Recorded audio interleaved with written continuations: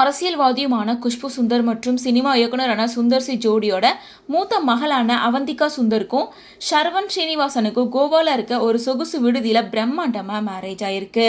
மேலும் இந்த விசேஷத்துல தமிழ், தெலுங்கு, ஹிந்தி உட்பட பல சினிமா பிரபலங்கள் கலந்துக்கிட்டாங்க. குறிப்பா சிரஞ்சீவி, நாகார்ஜுனா, வெங்கடேஷ், அமலா, த்ரிஷா உள்ளிட்ட பல பேர் இந்த கல்யாணத்துக்கு வந்திருக்காங்க.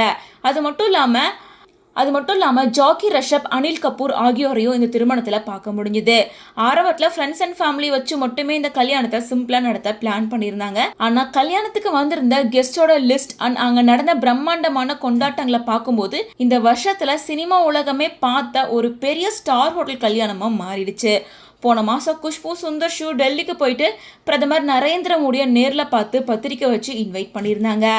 அதோட ஃபோட்டோஸ் எல்லாம் சோஷியல் மீடியாவில் ஷேர் பண்ணி புதுமண தம்பதிக்கு வாழ்த்துக்கள் சொன்னதுக்கு அவங்க நன்றியும் சொல்லியிருந்தாங்க. அப்போ இந்த கல்யாணத்தை பற்றி பேசின குஷ்பு இது லவ் அண்ட் அரேஞ்ச் மேரேஜ் அப்படின்னும் அதோட மாப்பிள்ளையான ஷர்வன் ஸ்ரீனிவாசன் நேவி டிபார்ட்மெண்ட்டை சேர்ந்தவர் அப்படின்றதையும் அவங்க மென்ஷன் பண்ணியிருந்தாங்க.